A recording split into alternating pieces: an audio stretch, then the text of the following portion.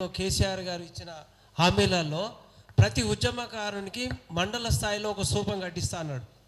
అవి కట్టకపోగా తెలంగాణ ఉద్యమానికి జెండా ఎక్కడైతే పాతిరో అది కొండల లక్ష్మణ్ బాపూజీ ఒక పద్మశాలి.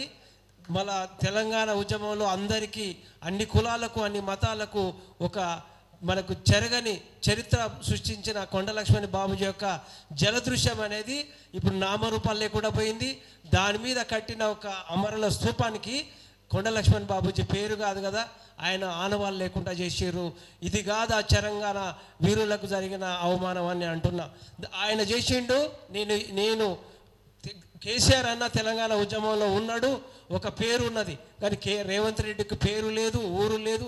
తెలంగాణ అంటే నీ అడ్రస్సే లేదు, నీకు దానికి సంబంధించిన చెప్పుకోవడానికి ఏమి లేవు. కాబట్టి నీకు ముఖ్యమంత్రి పదవి వచ్చింది కాబట్టి ఎంతో అంత నువ్వు ఓన్ చేసుకోవాలంటే నువ్వు తెలంగాణ ఉద్యమకారులకు నువ్వు ఏదో ఒకటి సాయం చేయడం ద్వారానో, వాళ్ళ యొక్క కోరికలు మన్నించడం ద్వారానో, వాళ్ళకు కావాల్సిన చేయడం ద్వారానే నిన్ను హక్కున చేసుకుంటాడు తప్ప నీది కుర్చీలాటలో తెలంగాణ ఉద్యమంలో కుర్చీలాటలో రేవంత్ రెడ్డికి వచ్చింది తప్ప నీవు ఏం చేయలేదని నేను కొట్లాడుతున్నా.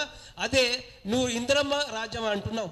ఇందిరాగాంధీ ఇచ్చిన 3 ఎకరాల భూములు ఇప్పుడు ఎవరు గుంజుకోరు? తెలంగాణ ఉద్యమం వచ్చినాక, రాకముందుకు అందరి దగ్గర 3 ఎకరాలు ఉంది. తెలంగాణ వచ్చినాక గుంజుకున్న నాయకులు ఎవరు? ఏ పార్టీ, ఏ నాయకులు? ఆ నాయకులను నువ్వు ఎందుకు తీసుకొస్తున్నావు? ఆ భూమిని గుంజుకున్న ప్రజలందరూ బహుజనులే. ఎవరి పెద్ద కులాలకు సంబంధించిన ఒక్కని భూమి గుంజుకోలే, వాని భూమి స్థలం పోలే. ప్రాజెక్టుల పేరు మీద కేసీఆర్ ఆంధ్రలో కట్టబడి, పాటల పేరు మీద నేను ఆంధ్ర మ్యూజిక్ వాళ్ళకి ఇస్తాను, నన్ను ఏం పీకలేరు అంటారు. ఖబర్దార్, మేము తెలంగాణ ఉద్యమం నుంచి ఒక పార్టీ వస్తుంది, ఈ నాయకత్వం వస్తుంది, మీ పార్టీలను చెరబగుదాం బానే రోజు వస్తుంది. లేరనుకుంటున్నావు, బహుజనులలో నాయకత్వం చేసే నాయకుడు దమ్ము లేదు అంటున్నావు. మాకు బీసీ కులాలు, ఎస్సీ కులాలు, ఎస్టీ కులాలలో ఒక్కసారి కనుక ముఖ్యమంత్రి పదవి వచ్చితే నీకు వార్డు మెంబర్ గిట్ల గెలవడానికి కావలసిన ఓట్లు గిట్లా ఉండవు. 93% జనాభా ఉన్న సమాజం నుంచి మాట్లాడుతున్నా. ఒక్కసారి వస్తే నీ ఓటు వేసుకుంటే కనీసం డిపాజిట్ కూడా దక్కలేని పరిస్థితి వస్తుందని నేను కోరుకుంటూ, నువ్వు తెలంగాణ ఉద్యమం వస్తే మాకు ప్రభుత్వ ఉద్యోగాలు వస్తాయి అన్నావు, తెలంగాణ వస్తే నిధులు వస్తాయి అన్నావు, తెలంగాణ వస్తే నియామకాలు వస్తున్నావు. కనీసము మా పిల్లలు చదువుకోవడానికి కావాల్సిన చదువులకు కావాల్సిన స్కూళ్ళు లేకుండా, వాటి పరిస్థితులు లేకుండా మేమందరం ప్రైవేటైజేషన్ అవుతున్నాం. కానీ ప్రైవేట్ స్కూల్లో ఉన్న యజమానులంతా నీ 40 ఫండ్ ఇస్తానో లేదా నీకు ఎమ్మెల్యేగానో నీ తొత్తులుగా ఉంటున్నారు తప్ప నిజంగా ప్రజలకు సేవ చేసే ప్రజల ఫీజులో ప్రైవేట్ స్కూళ్ళల్లో ఫీజులకు సంబంధించినదే అతిగతి లేదు. దాని గురించి మాట్లాడేటోడు లేడు, అడిగేటోడే లేడు. తల్లిదండ్రులు అవలాగాళ్ళు ఎవడు ఏం చెప్తే వాడు ఎంత కట్టమంటే అంత కడతారు. కనీసం ఎండాకాలం 2 నెలలు సెలవు వచ్చినాయి. ఆ 2 నెలల సెలవులలో వాళ్ళు హాయిగా ఆడుకోవడానికి, ఊపిరి తీసుకోవడానికి టైం ఇవ్వకుండా వాళ్ళని ప్రైవేట్ స్కూళ్ళని, ప్రైవేట్ కాలేజీలని, ప్రైవేట్ క్లాసులు పెడితే దాని మీద కొట్లాడుతున్న క్రాంతికుమార్ బందేల లాంటి వాళ్ళకి సపోర్ట్ ఇస్తలేరు.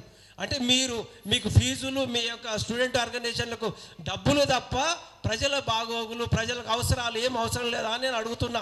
అదే నువ్వు ఇప్పుడు పార్లమెంట్ ఎలక్షన్లో గుడ్డు అనే ఒకటి, గాడిది గుడ్డు అనేది ఒక మంచి కామెడీ పీస్ తీసుకొచ్చినావు, మంచి స్కిట్ తీసుకొచ్చినావు. కనీసం అదన్నా ఆర్గానికా, అదే లేదంటే పల్టీ ఫార్ములా పండిందా అని అంటున్నాను. ఎందుకంటే కేసీఆర్ గారు ఆర్గానిక్ అంటే ప్రజలకు పోషక విలువల పేరు మీద వాళ్ళకు బలంగా పెరగడానికి ఒక కోడిగుడ్డు అని తీసుకొచ్చారు. ఆ కోడిగుడ్డు తినడం వల్ల పిల్లలలో ముక్కులలో గడ్డలు పెరిగి ఊపిరాడకుండా థైరాయిడ్ సమస్యలతోటి, అంటే తెలంగాణ పిల్లలు ఇప్పటి నుంచే రోగస్తులు కావాలన్నా, వాళ్ళు ఉద్యమం చేయవద్దా, వాళ్ళ నాయకులు కావద్దా? అంటే మీ అందరం బానిసల్లాగా, మీరు తొత్తుల్లాగా ఉండడానికైనా మేము బతికింది తెచ్చుకున్న తెలంగాణ అని అడుగుతున్నా.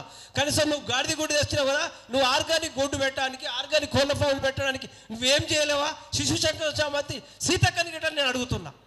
అంటే మా భూమిని వద్దు, మాకు ఆరోగ్యం వద్దు, మా ఊపిరి విడుచుకోవాల్సిన ప్రకృతి ప్రేమికుడు ఒకటే గుద్దుకుంటా ఉంటావు. ఈ కుర్చీ 10 సంవత్సరాలు నాదే అంటున్నావు. ప్రకృతి ప్రేమికుడు, ప్రకృతి ప్రేమికి ఊపిరి పెట్టుకోవడానికి, గాలి పెట్టుకోవడానికి, నీళ్లు తాగడానికి, సహజీతమైన ఆహారం తినడానికి అవకాశం లేదా అని నేను అడుగుతున్నా. ప్రకృతి ప్రేమిని ఎట్లయితావు నువ్వు? కుర్చీలు కూర్చుకుంటానా? నరేంద్ర మోడీకి తొత్తుగా మారుతానా? నీ ఎంపీలను ఓడిపోయే ఎంపీలను ఇవ్వడం ద్వారా ఎట్లయితావు నువ్వు ప్రకృతి ప్రేమికుడి? నేను ప్రకృతి ప్రేమికుడు అంటే నువ్వు నిరూపించుకోవాలి. తెలంగాణ ఉద్యమకారులు తెలంగాణ ఉద్యమాలు ఏం చేయాలనుకుంటున్నావు? బీసీలు ఏం చేయాలనుకుంటున్నావు? అక్కడ రాహుల్ గాంధీ న్యాయ యాత్ర అంటాడు, ఇక్కడ వచ్చేసామో వీడు మొత్తం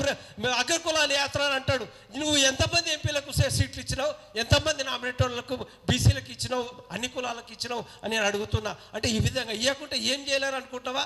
ఇది ఖబర్దార్ అంటున్నా.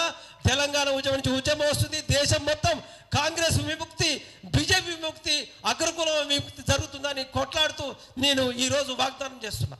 జై తెలంగాణ.